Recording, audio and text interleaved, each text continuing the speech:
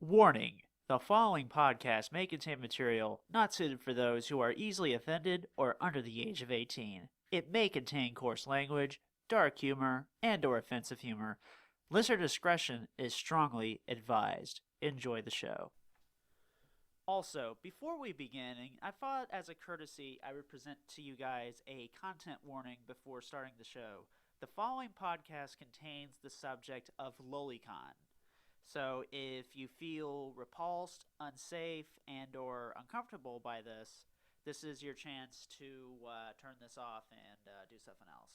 And we also would like to stress that Otaku Midnight does not condone pedophilia in any way, shape, or form. It is a serious issue that deserves to be taken as such. But we believe that fiction is separate from reality and should not be judged by the same rules. With that, enjoy the show.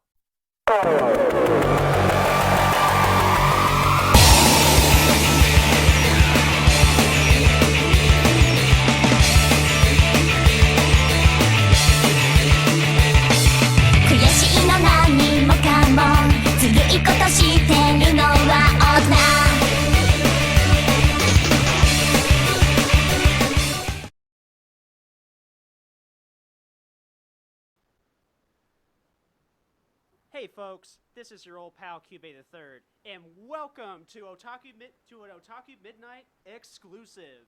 I am joined by Kevin Faulkner to the west. Hello, guys. And to my Please seek medical attention. What'd you say? If your ick lasts longer than 4 hours, please seek medical attention. And to my east or west, I guess, Project H. Please introduce yourselves. Hi, my name's Alan from Project H. And I'm Rozzy Latte, who's a coordinator of the Kickstarter and also brand manager of Project H and our newly announced brand, Petchy. All right. We also like to say that this is the first ever industry interview that we're conducting. So Otaku Midnight is really moving on up. So technically if you include Kira, it's technically our second. But this is our first live one, so. we did this one like off the air and all that stuff. I still need to upload that, but okay. I am not going to pretend that I am calm. I am actually very tense. So with that, let's get on with the interview. So all right, guys. So Project H, mind telling us how this whole thing came into being and all that stuff? Whatever you can tell, that's not NDA, of course. At the time, our company transitioned to abolishing any content removal in the past, because in the past we omitted chapters that were deemed controversial, and I stood a chance and said that these things are not controversial, and not only that, removing chapters will also lose our loyalty to our brand, and so they accepted it. So now that we are producing controversial content now, so they also wanted a Kickstarter in mind at the same time, and so they wanted to try out the lolicon market. And the thing about it is, like, it might be a little bit too risky, so I decided maybe we should try a much more easy, like, I guess a little more gateway to lolicon. So I brought up Kodomo Jikan. And the reason I like, well, why? And they asked us why this title. Is like, well, not only that, like, we might be the only publisher in the U.S. to be able to release this compared to everyone else, because I guess our main audience is we don't usually go through the like in-store business method. We more like direct to customers, and so I guess this might be a good idea for us. But the problem with the title is that it was a 13-volume series, and we're a company like not known for publishing books past 6 volumes. So I came up with the idea of bringing Konono Jikan as a Kickstarter idea, and so it's like, well, it might be a good idea. So, and we already have connections with Fudabashi already, and so we decided to launch the idea to them, and they agreed. So that's how it is now. Yay! Yeah. So basically, there was just a thing that basically So, and I also have heard that you guys basically have had trouble basically getting this off the ground because I remember hearing this about a couple months ago. I remember like being super pumped and to be honest, guys, I mean, don't take offense to this or anything, but I kind of thought you guys might have like chickened out or something like that. I mean, okay, wrong term, but I was thinking that maybe something happened with Kickstarter or something like that because apparently you guys, I've heard that you guys kind of had to fight or something like that to get it on or something like that. So to make sure this would launch successfully, we did have a lot of back and forth with a lot of like we were talking to our boss about it a lot. We were talking obviously getting some legal advice here and there, talking to Kickstarter to make sure they'd be cool with it, considering alternatives if even like Kickstarter would go like shoot it down. But even then, we also just in general, publishing takes a long time. Like Oh we yeah. always we always have to go like from America to Japan, so our hours are already like different, right?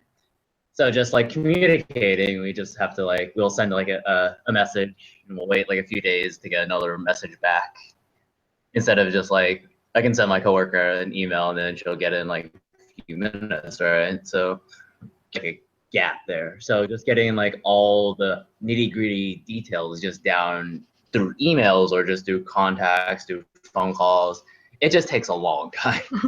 Yeah. Yeah. Hmm. May I ask the next question? Go for it. Yeah, because I'm out of steam. Go for it. All right. Uh, I've heard a lot of people, like, I've actually heard a lot of people say stuff like, clearly there is a bit of a, I wouldn't want to say backlash, but an apprehension about releasing Kodomo no Jikan in the United States in English. And I actually saw someone at one point say something along the lines of, if you're going to release this, at least be more upfront about the content. And there's a yeah, and I want to say this. Apparently, there's some sort of scuttlebutt that you guys were trying to hide what it really was, and it didn't really seem that way to me. But I want to and hear your stance on that. and here's the thing. I am a fan of the manga. Huge fan. I read it a lot in high school. So I know what happens in the manga, and I On don't the think school you're hiding much of computers. anything. Yeah, I was a Oh, little bit of a rebel. okay. But The thing about it, yeah. So what you're saying is that we're not actually trying to hide it. We're kind of clarifying the misconception that what everyone's perception of it right now is, because I did my research. There's a difference between what pornography is and what a work of art that's erotica, like considered erotica, because erotica and pornography are totally different. And if they were the same, they wouldn't have two different words. The words would be different in the first place. So I looked up what erotica and pornography was, and so it's like say it this way. If you were to compare one of our books, like probably like one of our books is See Me After Class, which is probably 90% ecchi, but then borderline hentai. What erotica is mainly story, and that's what the author is trying to be. That's their intention, is to try to write a story. Now, if it was pornography, I would expect it to be like sex, probably 90% of the chapter every single time, but there's no sex happening in every chapter. And I believe that's what some people are thinking right now. Like they think every chapter of Kodomo Jikan is probably pornographic. And I actually looked at the book probably 3 times already, and I don't see anything pornographic. If you probably say that because there's sex in the last chapter is probably just only 1 page compared to a hentai who probably has like 80% of the pages. So I'm Yeah. not trying to hide pornographic, but I guess people are just confused the definition of what erotica and pornography is. So that's what I'm trying to clarify. But I guess some people just want to just want to defend, I guess go against what I'm trying to describe, but and it's getting out of context. But it's my I'm fine what they say. But I'm just trying to clarify the confusion that's going on with the title. yeah, I think another big issue is that a lot of people are looking at it strictly from face value, which Yeah. is not a good idea. Admittedly, this is a lolicon series, and it does focus very heavily on fan service. Hmm. But at the same time, it does have a very heavy slant towards plot, character development, and believe it or not, a lot of the character development that the main character Rin goes through is actually based very heavily in real-life child psychology. And it's a very natural progression that is reflected in children in real life. So you can tell you. I suppose I'm. Let's just go ahead and say that I'm defending this series for its artistic merit, because I do believe this series does have a lot of artistic merit. It is a very good show. Yeah. And I think a lot of people are discounting it just based on like the absolute base knowledge. And here's the thing, a lot of a lot of different websites have actually sort of banned any sort of talk about Kodomo no Jikan. Most notably, actually most notably TV Tropes.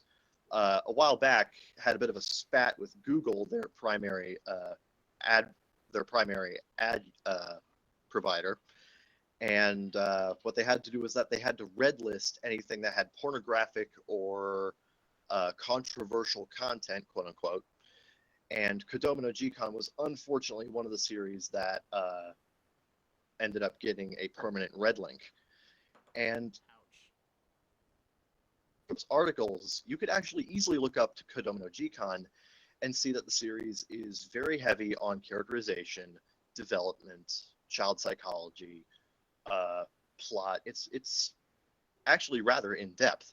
You could actually look that up, but now that everyone's saying that Kodomo no Jikan is somehow taboo to talk about, like you just can't talk about it for some reason, it's harder for people who want to know more about the series to actually look at it without going through like illegal scanlations and stuff like that. Yeah, that's what I've been And trying and to I avoid. and I think that is a huge issue in regards to the series, and it's causing a lot of friction. But that's just my personal opinion. There does seem to be, there does seem to be a lot of people that either fall to like to the right or to the left regarding Kodomo. They're either like super offended, they don't think there's anything of value. A lot of people claim they've read it from this side, or whatever.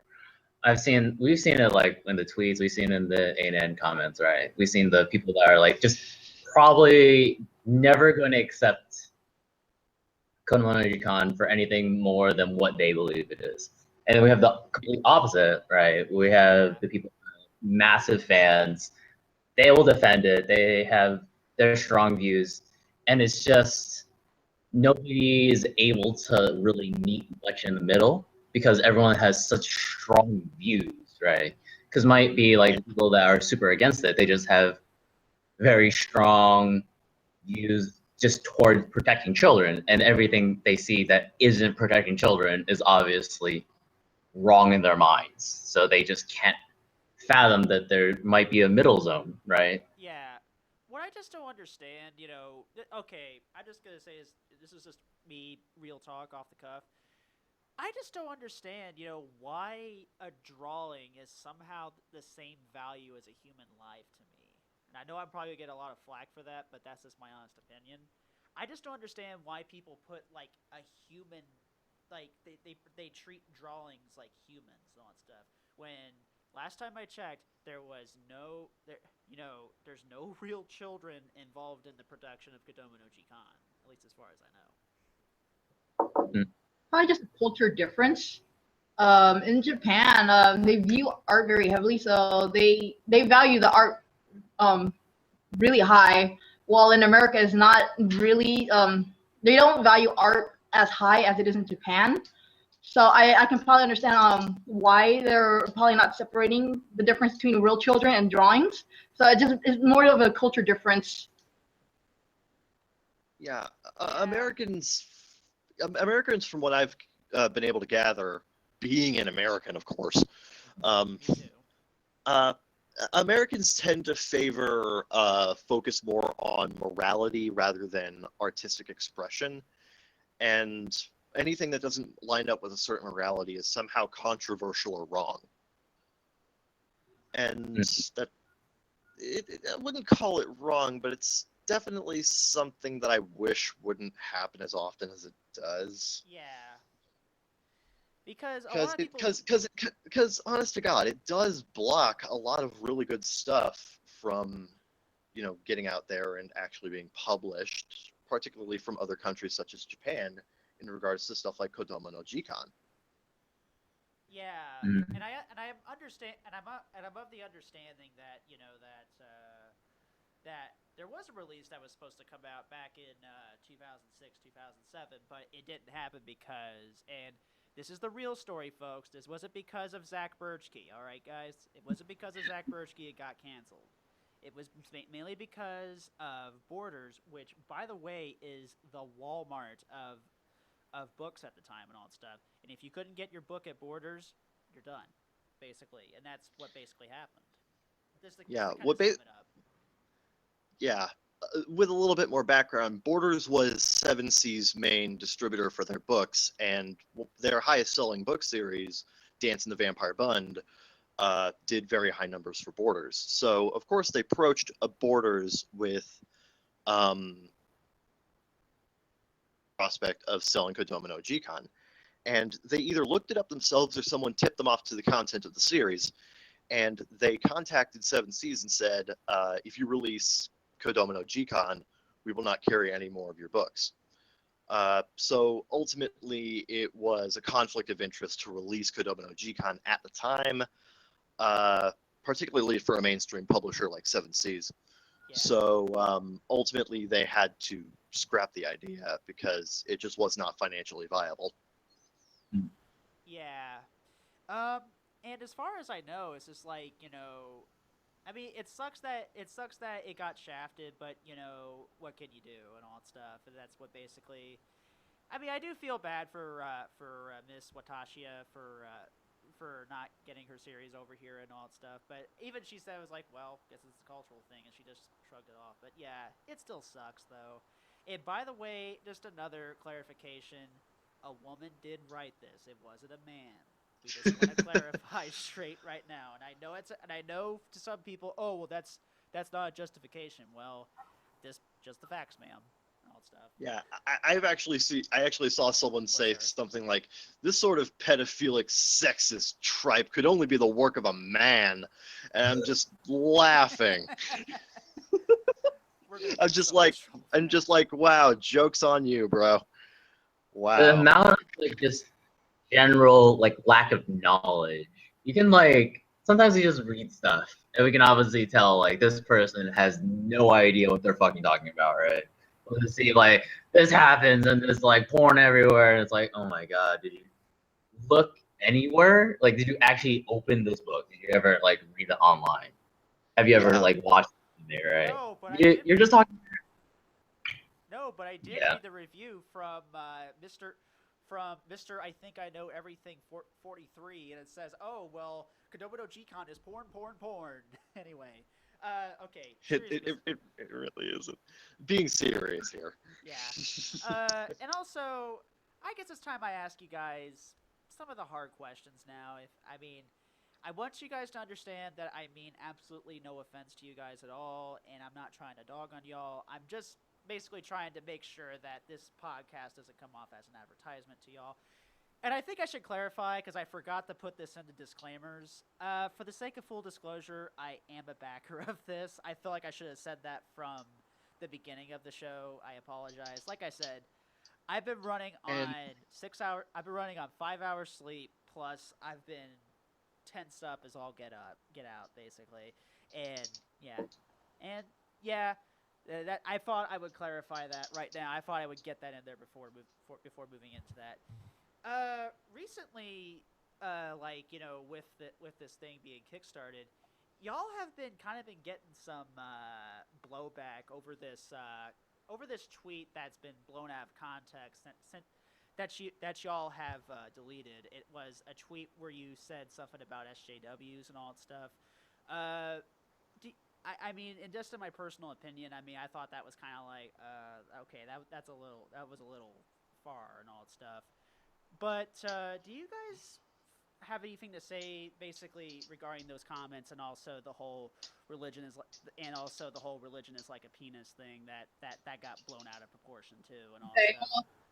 Okay. First of all, the reason why I was getting a little irritated at first because I don't mind that there was a lot of backlash against us, but then it's kind of a little far where they started attacking our followers on Twitter, and I was like, okay, now this is really getting out of proportion. And I was like, well, okay, you have the freedom to say whatever you feel like, but don't be going to our Twitter and attacking our followers.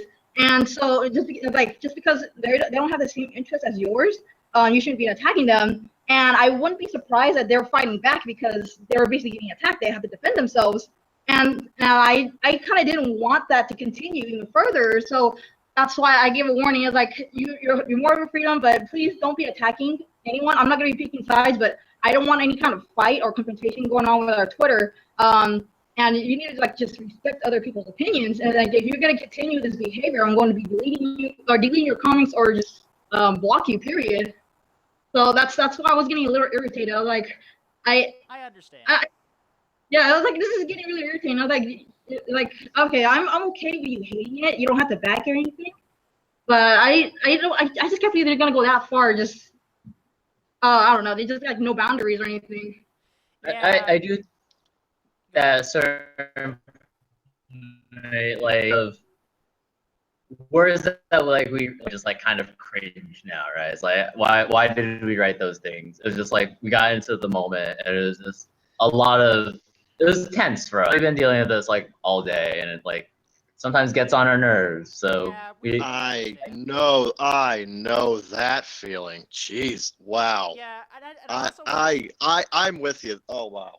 and I've also have seen tweets, from people that are saying that they're not going to support any other releases from digital manga just because of that. This is because of that little incident. Because apparently y'all are to pandering to GamerGate and all that stuff, and I really don't think that. I think, people are seriously thinking that y'all are like, basically like the whole PlayAsia DOAX 3 thing that happened a little while back. But this isn't that podcast, granted. But I'm really glad y'all have cleared that up. But I understand why you guys kind of like got kind of in that moment. Hey, we all mess up. It happens to the boat. It happens to the best of us and all that stuff. So I understood what was going on, but maybe better choice of words next time. That's all I can say. Also, we'll forever live on as a living meme, right? The living meme. also, just personal opinion on the subject. A company cannot have a political stance. It's a company, not a person. The people inside the company can have a political stance, but a company as a whole is neutral. Yeah, they're amoral, basically. But I really wanted to address those. A company is not a person. A company is not an entity. A company is a series of papers.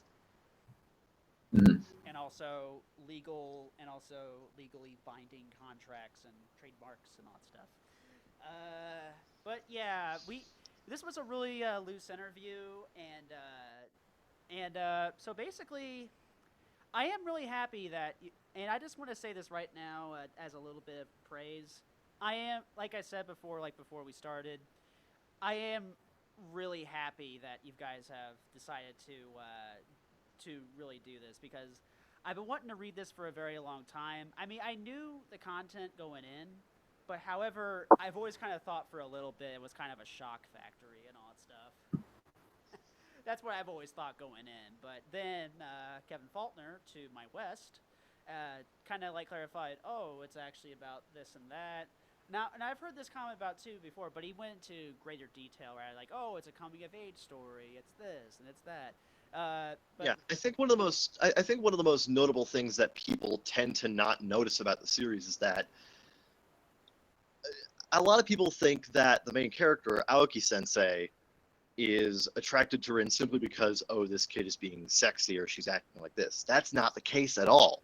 He sees her acting like this, and his first reaction is, something is terribly wrong with this child, and I need to find out what.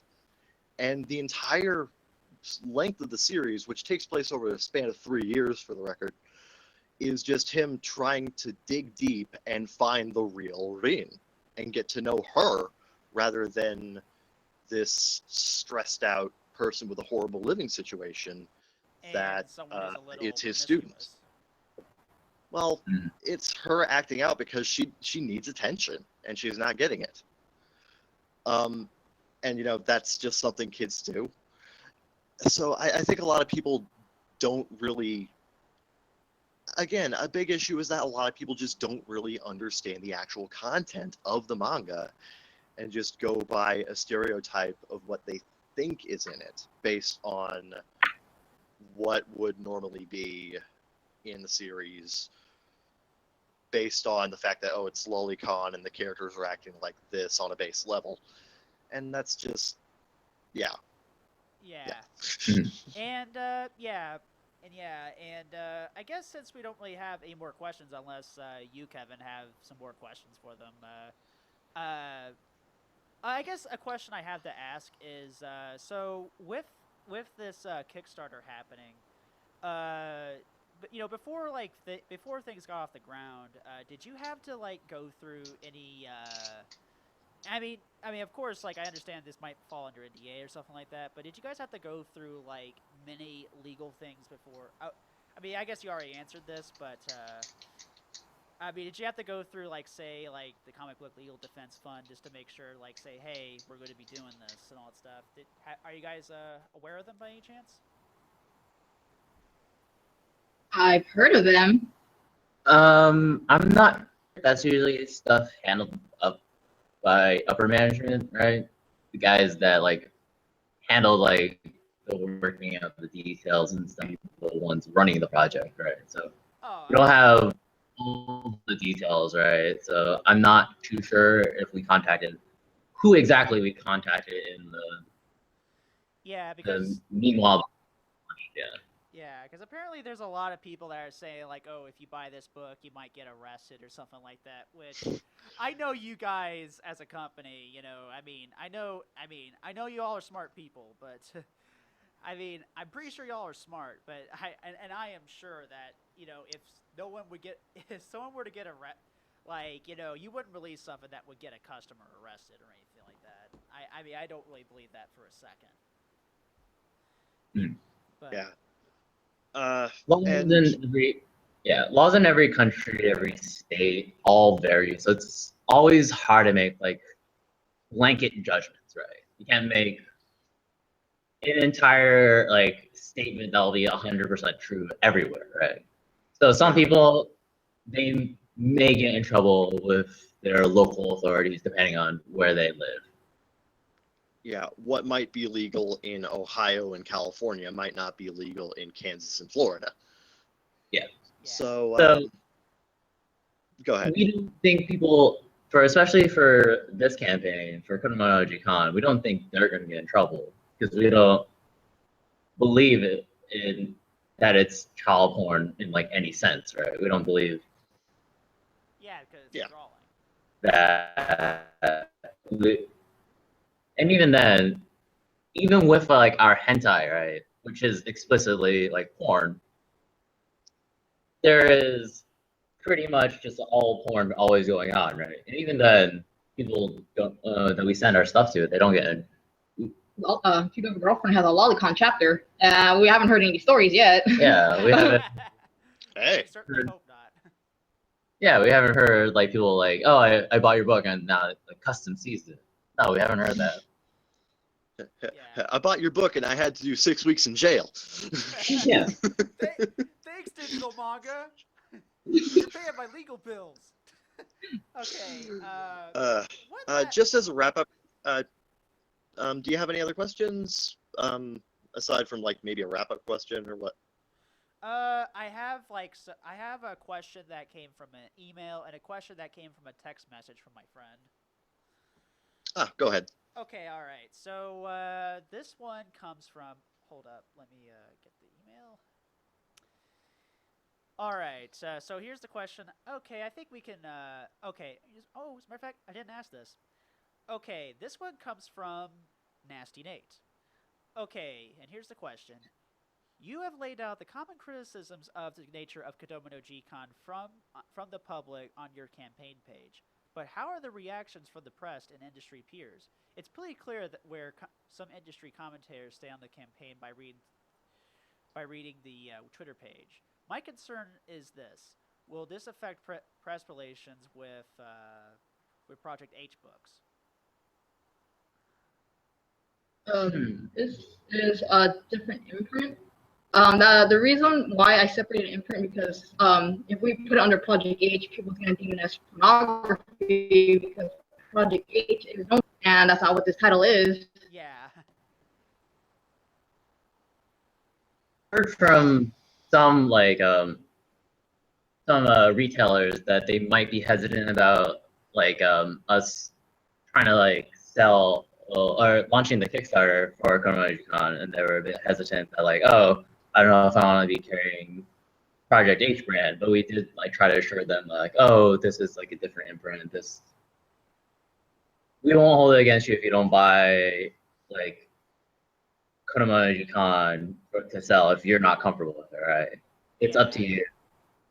Yeah. Yeah, and the reason why most of the social media tweets are on Project H is because most of our followers on the digital manga page are mainly Osamu Tezuka and Yaoi fans, and I believe that our audience for Kodomo Jikan is mostly on the Project H page, so that's why most of the tweets have been on the Project H page. It's not technically a Project H brand. It's just we're just going based on what followers that we have on each Twitter account. I see. Yeah. All right. All right. And here is the second question. Now, if the campaign is a success, can we expect more titles with lolis or shotas, aka, an example? Get ready for this. Boku no Pico.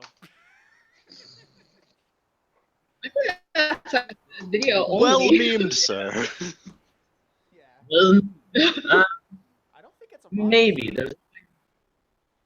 there's always a lot of title recommendations that we get, right? So we always have to go through a long process. If it's worth it, or profitable, will it be profitable for us?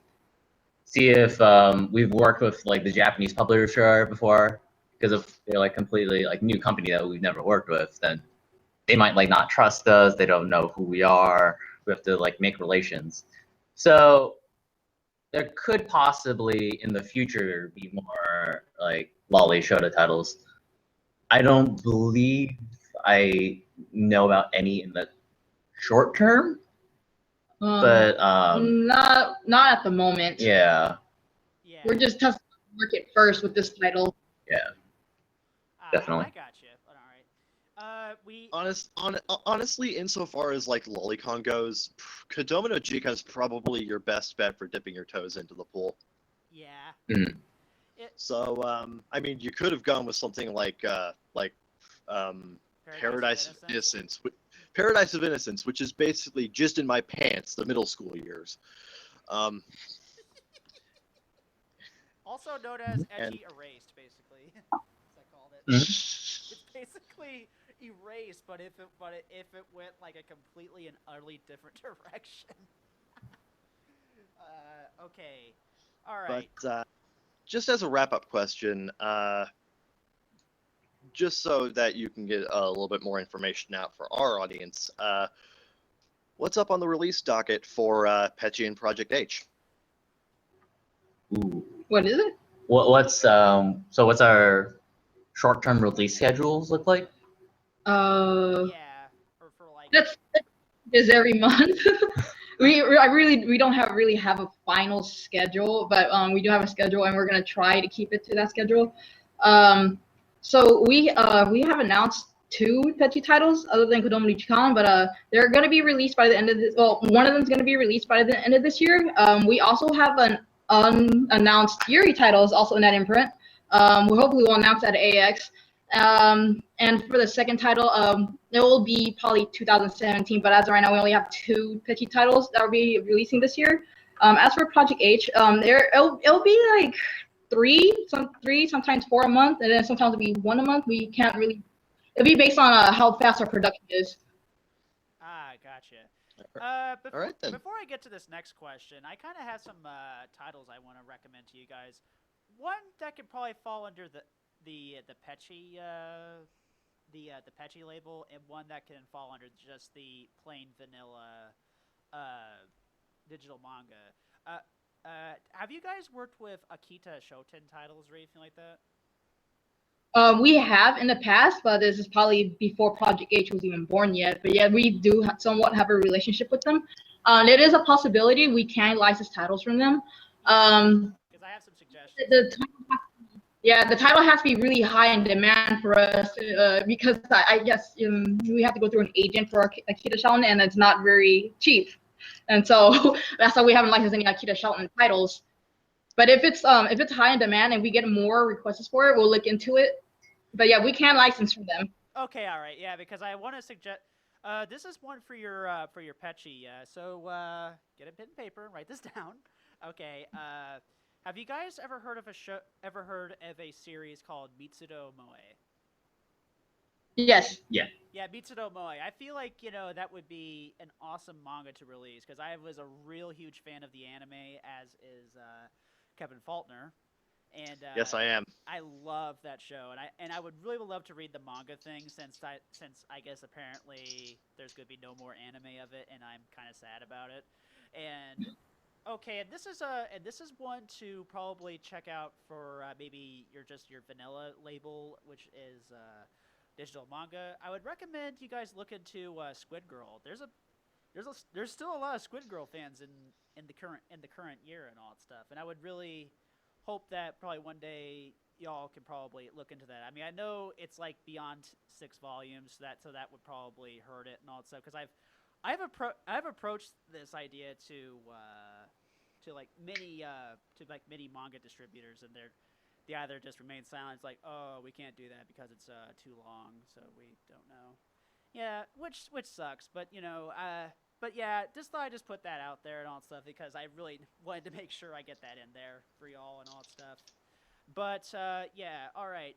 So before we clear out, this is a question that comes from my buddy Mike, and it reads, okay, all right.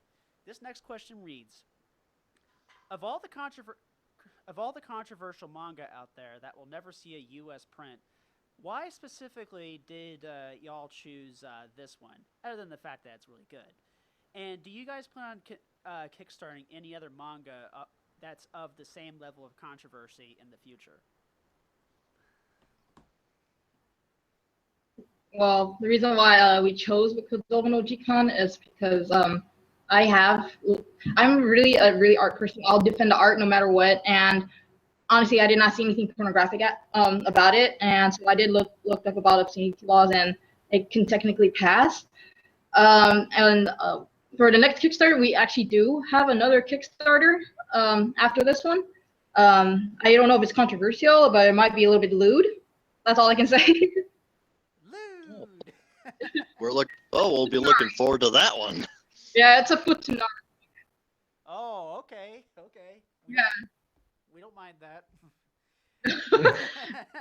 Believe me, I don't mind that stuff. So, Lewd, but Project H approves. Yeah. And NTR Radio is probably going like, yeah. We're not a hentai podcast. We're usually kind of more general anime and all that stuff. But yeah, guys, I cannot thank you guys enough for coming on and all that stuff. I am really glad you guys could come on. This really means the world to us because I was so nervous that that this wasn't going to happen, or maybe it was just y'all would say no. But I'm glad you guys are on, and I really do appreciate that. And I wish y'all the best of luck with your Kickstarter and all that stuff. We really appreciate you guys for really bringing out this title and all that stuff because I've been wanting to check it out for a while and all that stuff. Yeah, and personally speaking, as a fan of Kodomo no Jikan, I thought this would never get licensed. So you guys have my sincerest gratitude and respect for actually getting this licensed and getting a Kickstarter going for it. So thank you very much. And I hope you guys have really good success with this and with your future products, and you can bet I'll be buying a lot of them. Yeah, we definitely will be because yeah, I just upped my bid on it. You try to guess what it is. It may be the one. It may be the blanket one. Who knows? But who knows? But all right, guys. that's gonna do it for us. I'm Cube the Third. I'm Kevin Faulkner. And You guys? And you guys. I'm Alan from DMP. And I'm Rozzy Latte. All right, guys. And even though we get kickstarted every time we say it, this is Otaku Midnight, second season. Thank y'all for coming on. No problem.